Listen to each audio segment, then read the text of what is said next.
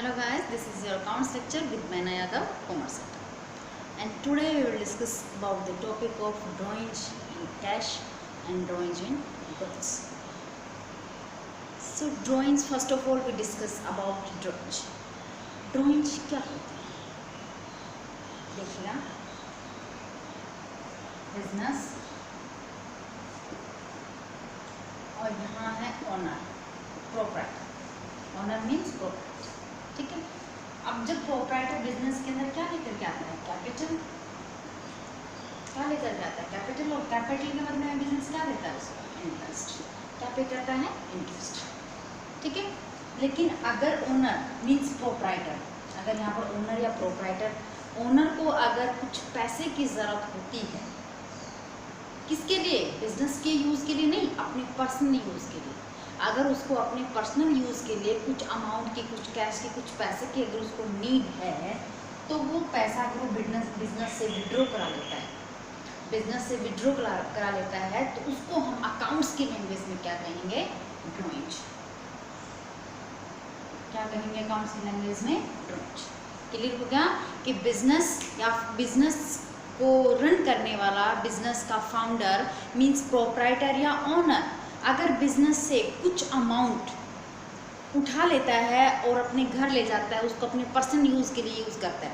That means अपने personal use के लिए घर में, अपना घर में फर्नीचर ले आए, घर में एलईडी टीवीज ले आए, अपने पर्सनल यूज़ के लिए बर्थडे पार्टी ऑर्गेनाइज की. ठीक है. मतलब कहीं भी यूज़ करे, बट वो अपने घर के यूज़ के लिए करता है, पर्सनल यूज़ के लिए करता है. बिजनेस से उसका कोई फ़ायदा नहीं है. जो पैसा उसने निकाला, जो यूज़ किया, उसे बिजनेस का कोई बेनिफिट नहीं है.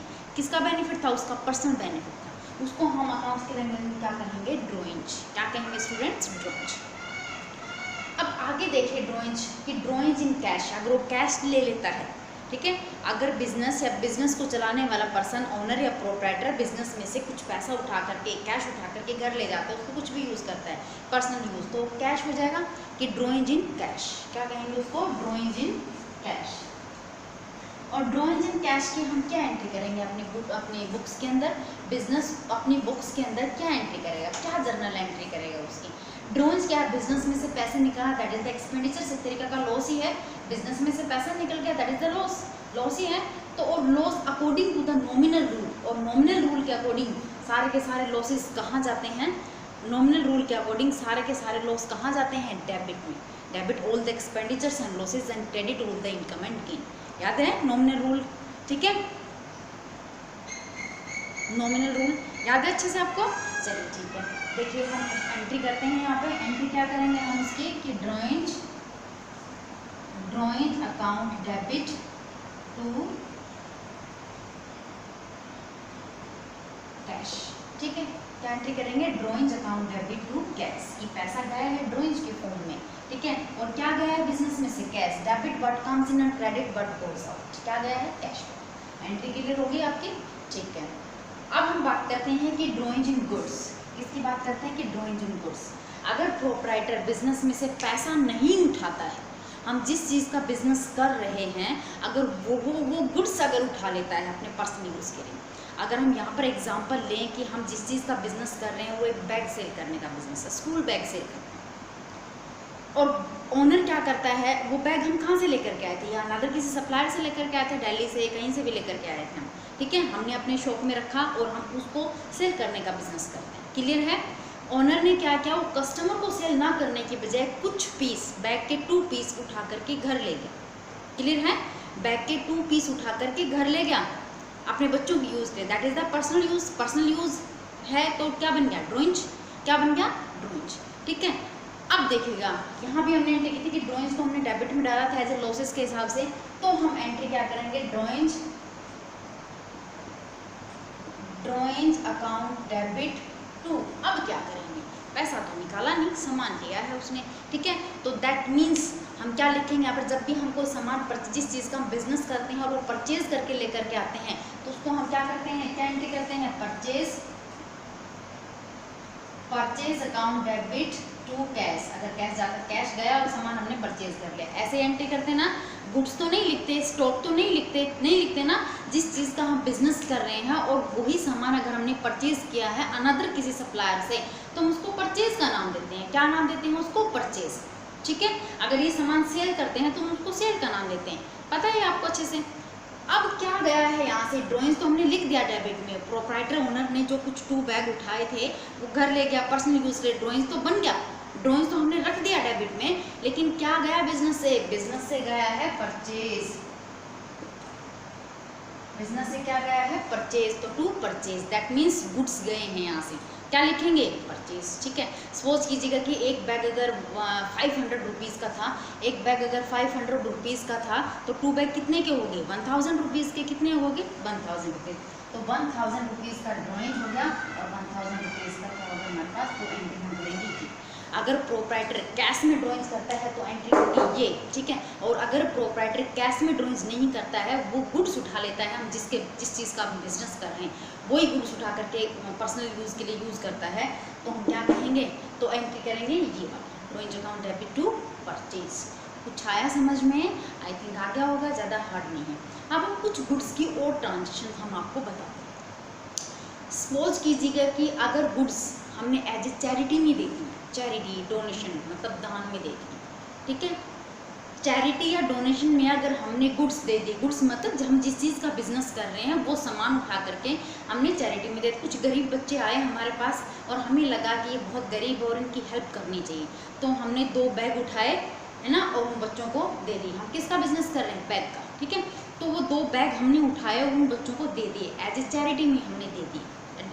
समझ में आ रही बात, चैरिटी में अगर हमने गए तो सामान तो गया हमारे पास से, एंट्री तो करनी पड़ेगी। और क्या एंट्री करेंगे हम, देखिएगा ध्यान से, और क्या एंट्री करेंगे हम, एंट्री करेंगे हमने किस में दिया है, चैरिटी में, तो charity account debit to purchase, क्या जाएगा परचेज, क्या गया है सामान गया है, और सामान गया तो क्या लिखेंगे, टू परचेज अकाउंट क्रेडिट, वही हमने 2 बैग दिए उठा के तो 1000 रुपीज़ के, क्लियर हो गया ये एंट्री, ठीक है। और चैरिटी को डेबिट में हमने क्यों डाला है, क्यों, क्योंकि हमने क्या किया है, कुछ सामान उठा करके एज ए चैरिटी दे दिया, चैरिटी में तो दे दिया लेकिन बिजनेस के लिए एक तरीके से क्या है, वो लॉस है, बिजनेस के लिए तो लॉस है, एक्सपेंडिचर है या नहीं है।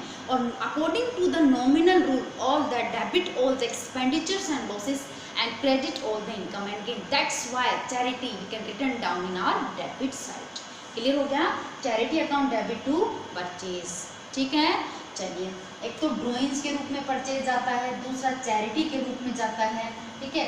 अगर हम और एग्जांपल उठाते हैं यहाँ पे, सपोज कीजिएगा कि कोई एक बिजनेस है और उसने अपने बिजनेस की एडवर्टीजमेंट करने के लिए, पब्लिसिटी करने के लिए कुछ goods as a free sample में दे दी, कुछ goods as a free sample दे दी, ठीक है। फ्री सैंपल का मतलब ये है कि आप हमारे गुड्स को ट्राई कीजिए, फ्री में ट्राई कीजिए, अगर आपको अच्छा लगता है तो आप आइए और परचेज कीजिए, दैट्स कॉल्ड फ्री सैंपल। मतलब कोई कॉस्ट चार्ज नहीं कर रही है कंपनी, वो जो फ्री सैंपल में गुड्स डिस्ट्रीब्यूट कर रही है, दे रही है, तो वहाँ से कुछ भी पैसा चार्ज नहीं कर रही है, कस्टमर से कुछ नहीं ले रही है, सिर्फ उनको ये बोल के वो गुड्स दे रही है कि आप उस गुड्स को यूज़ कीजिए, अगर आपको अच्छा लगे तो आप परचेज कीजिए। कंपनी को लॉस तो उठाना पड़ेगा, क्यों, क्योंकि अपनी कंपनी की एडवर्टीजमेंट करनी है, अपने गुड्स की एडवर्टीजमेंट करनी है। समझ में आ रही बात, अगर हमने कुछ गुड्स उठा करके एज ए फ्री सैंपल में डिस्ट्रीब्यूट कर दिए तो हम क्या एंट्री करेंगे, देखिएगा। तो फ्री सैंपल के रूप में गुड्स को डिस्ट्रीब्यूट करना कंपनी के लिए क्या हो गया, सपोज कीजिएगा किसी उस शॉपकीपर ने या हमने 10 या 15 के करीब बैग, ज़्यादा बड़े नहीं पर शायद छोटे या कुछ क्वांटिटी में, जैसे कुछ साल पहले सर्फ एक्सेल जब लॉन्च हुआ था तो सर्फ एक्सेल ने क्या किया था कि पूरा 1 किलो का पैकेट नहीं, छोटे छोटे पाउच बना करके और वो एज ए फ्री सैंपल में डिस्ट्रीब्यूट किए थे, ताकि लोग इस पाउच को यूज़ करें, हमारे प्रोडक्ट की क्वालिटी को जाने और फिर हमारा प्रोडक्ट क्या करें, यूज़ करें। समझ में आया। तो जो फ्री सैंपल में जो चीज़ हमने डिस्ट्रीब्यूट की है लोगों को टेस्ट करने के लिए, चेक कराने के लिए, तो खर्चा तो हमारा हुआ है, लॉस तो हमारा हुआ है, सामान तो था हमारा, ठीक है। तो हम क्या कहेंगे, यहाँ पर एंट्री हम लिखेंगे distribute in free sample account debit, कि गुड्स डिस्ट्रीब्यूट गुड्स, ठीक है। Distributes in free sample, distribute in free sample account debit, debit में डाल दिया हमने उसको कि फ्री सैंपल में डिस्ट्रीब्यूट कर दिया, that is the loss, loss है तो कहाँ जाएगा, डेबिट में ही जाएगा। और टू क्या लिखेंगे, to purchase, purchase account credit, suppose कीजिएगा कि 2000 रुपीज़ का था वो सामान जो हमने एज ए फ्री सैंपल में क्या कर दिया, डिस्ट्रीब्यूट कर दिया। समझ में आया? अगर हम एडवर्टीजमेंट करने के लिए फ्री सैंपल में अपने कुछ गुड्स डिस्ट्रीब्यूट कर देते हैं पब्लिक को, पब्लिक का ट्रस्ट जीतने के लिए, तब भी हम क्या एंट्री करेंगे कि डिस्ट्रीब्यूट इन फ्री सैंपल या free sample account debit to purchase, सामान तो गया है इसलिए परचेज कहाँ जाएगा, क्रेडिट में जाएगा। फ्री सैंपल में डिस्ट्रीब्यूट क्या है, that means that is the expenditures. ठीक है, अब अगर हम आगे और बात करते हैं, अगर हम गुड्स, अगर हमारे जो बिजनेस था, शॉप थी, उसमें कुछ सामान अगर चोरी हो जाए या फिर फायर से ख़त्म हो जाए, आग लग जाए, ठीक है, अगर सामान चोरी हो जाए या आग लग जाए तो हम क्या एंट्री करेंगे। एक तरीके का फोर्थ तरीका है ये गुड्स का, फोर्थ वैरायटी गुड्स की कि थेफ्ट और फायर, अगर चोरी हो जाए हमारा सामान या फिर आग लग जाए तो हम क्या एंट्री करेंगे, क्या एंट्री करेंगे। यहाँ पर भी हम लॉस ही लिखेंगे, loss by distribution of free samples, या ओनली फ्री सैंपल्स भी लिखते हैं तब भी ठीक है। ठीक है, तो हम एंट्री क्या करेंगे, हमारा सामान आग लग गई हमारे सामान में या फिर चोरी हो गया, लॉस तो हो गया, लॉस तो हुआ ना। ठीक है, एंट्री क्या करेंगे, यहाँ पर एंट्री हम करेंगे loss by theft and fire account debit to purchase account credit. समझ में आई बात? अब आप ये जो थेफ्ट एंड फायर है दोनों तो एक साथ हो नहीं सकते हैं। ठीक है, आप अलग अलग भी एंट्री कर सकते हो। अगर चोरी हुआ है तो चोरी की ही एंट्री करनी है, फायर हमने इंक्लूड नहीं कर रहे हैं। अगर आग लगी है तो आग की ही एंट्री करनी है, थेफ्ट की नहीं करनी है। तो loss by theft account debit to purchase या फिर loss by fire account debit to purchase. Clear हो गया? वैसे मैंने दोनों को कंबाइन करके दिखा दिया है। यहाँ पर अमाउंट हम लिख देंगे आगे कि कितने का सामान हमारा हुआ है। जैसे सपोज कीजिए कि 40,000 रुपीज़ का सामान, चलो डाटा ले लेते हैं, आगे काम आएगा। ठीक है, सपोज कीजिएगा कि यहाँ पर हमारा 40,000 रुपीज़ का सामान आग से जल करके क्या हो गया, खराब हो गया। कर दी हमने एंट्री। अगर हमने, अब आगे की बात देखिएगा, यहाँ ही बात स्टॉप नहीं हो जाती है। अगर हमने अपने उस गुड्स का फायर से इंश्योरेंस करा रखा था, फायर इंश्योरेंस करवा रखा था कि अगर हमारा सामान आग से जल करके खराब हो जाता है तो हमने उसका फायर इंश्योरेंस करवा रखा था। अब फायर इंश्योरेंस करा रखा था तो दैट मीन्स इंश्योरेंस कंपनी को पैसा पे करना पड़ेगा। वो डिपेंड करता है कि इंश्योरेंस कंपनी कितना पे करती है। ठीक है, अगर इंश्योरेंस करवा रखा था तो फिर हम क्या करेंगे, एंट्री क्या करेंगे, insurance claim account debit to loss by fire. Entry होगी insurance claim account debit to loss by fire और थेफ्ट। अगर हमने इंश्योरेंस करवाया था तो ये एंट्री करेंगे। कितने का, हम कितने का क्लेम चाहते हैं, same as it is 40,000 rupees का। क्यों? क्योंकि सामान तो हमारा 40,000 रुपीज़ का खराब हुआ है। तो इंश्योरेंस क्लेम, ठीक है, क्या फिर कहेंगे हम इंश्योरेंस कंपनी या फिर insurance claim account debit to loss by theft और फायर। अगर इंश्योरेंस करवाया था तो ही एंट्री करनी, अदरवाइज ये खत्म कर देना हमने। अब आगे देखिए, आगे और भी थोड़ा सा ट्विस्ट क्रिएट हो जाता है कि जरूरी है कि इंश्योरेंस कंपनी हमारा जितना लॉस हुआ है उतने ही पैसे दे, नहीं है ना ज़रूरी तो। ठीक है भाई, हमारा 40,000 का नुकसान हुआ तो कंपनी हो सकता है हमें 30,000 अमाउंट पे करे। ठीक है, तो एक एंट्री और बन जाएगी। अगर कंपनी फुल अमाउंट पे कर देती है तब तो ठीक है, हम ये एंट्री ठीक है हमारी। ठीक है, फुल अमाउंट पे कर देती है तो हम एंट्री करेंगे bank account debit to insurance claim, same 40,000 का। ठीक है, अगर पूरा का पूरा पैसा पे कर देती है तो।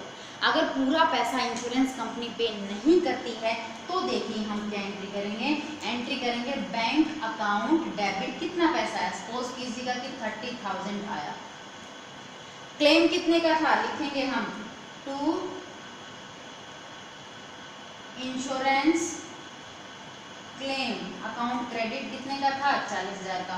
क्या डेबिट और क्रेडिट इक्वल हुआ हमारा? नहीं माँ, डेबिट तो 30,000 है, क्रेडिट हमारा 40,000 है, क्लेम हमने 40,000 का मांगा था। ठीक है, बैंक इंश्योरेंस कंपनी ने पैसा दिया 30,000, तो 10,000 का क्या हो गया हमें, क्या हो गया लॉस, क्या हो गया लॉस। तो लिखेंगे हम प्रॉफिट एंड लॉस का लॉस अकाउंट डेबिट 10,000 रुपीज। समझ में आया? अगर हमारा आग से जल करके सामान खराब हो जाता है तो हम एंट्री करेंगे ये loss by theft and fire account debit to purchase, गया सामान हमारा। इंश्योरेंस करवा रखा था तो एक एंट्री और बढ़ा देंगे कि इंश्योरेंस क्लेम और insurance company account debit to loss by fire. ठीक है, कितने का सामान हमारा जल करके खराब हुआ है, लॉस कितने का हुआ है। और अब इंश्योरेंस कंपनी ने कितना पैसा पे किया है, थर्ड वाली एंट्री की bank account debit to insurance claim. Claim तो 40,000 का था, इंश्योरेंस कंपनी ने दिया 30,000 और लॉस कितने का हो गया 10,000 का। समझ में आ रही बात? समझ में आई? बिल्कुल आ गई। ठीक है, चलो ऐसा होता तो नहीं है लेकिन फिर भी हम आपको बता देते हैं, मे भी हो जाए ऐसा कि हमारा 40,000 का क्लेम हमने मांगा था, सामान खराब हुआ था 40,000 का और कंपनी ने दे दिया हमें कितना 60,000। सपोज करो कि 60,000 कंपनी ने हमें पे कर दिया। वैसे ऐसा होता तो नहीं है कि जितना लॉस हुआ उसका 70% या 75% ही देती है कंपनी। ठीक है, बाकी खुद लॉस खुद को ही बियर करना पड़ता है। बट अगर ऐसा हो भी जाता है, हमने तो 40,000 का क्लेम मांगा था, कंपनी ने दे दिया 60,000 का, क्योंकि अंदाजा थोड़े ना था कि कितने का सामान है हमारा। ठीक है, कंपनी ने दे दिया 60,000 रुपीज़। ठीक है, क्या लिख दिया bank account debit to 60,000 rupees. तो क्या अब इसको लिखने की जरूरत है? यहाँ पे नहीं है। क्यों? क्योंकि लॉस तो हुआ ही नहीं, सामान जला था 40,000 रुपये का, कंपनी ने दे दी 60,000 रुपये, दैट मीन्स 20,000 रुपीज़ का क्या हो गया प्रॉफिट। और जब प्रॉफिट है तो कहाँ लिखेंगे? डेबिट में, क्रेडिट में। जब लॉस को हम डेबिट में रख सकते हैं तो प्रॉफिट को क्रेडिट में। नॉमिनल के according same as it is, debit में एक्सपेंडिचर एंड लॉसेज रखते हैं, क्रेडिट में इनकम एंड गेन रखते हैं। गेन हुआ ना, प्रॉफिट हुआ ना, कितने का 20,000 रुपीज़ का, तो कहाँ लिखेंगे टू प्रॉफिट एंड लॉस का प्रॉफिट अकाउंट क्रेडिट कितना 20,000, ये डेबिट का और ये क्रेडिट का। अब समझ में आई बात? समझ में आई? ठीक है, तो ये थी जो मेन ट्रांजेक्शन्स थी हमारी गुड्स से रिलेटेड या ड्रॉइंग से रिलेटेड, वो आज हमने इस लेक्चर में डिस्कस करनी है। कल हम आपको क्वेश्चंस करते हैं। तब तक के लिए थैंक यू।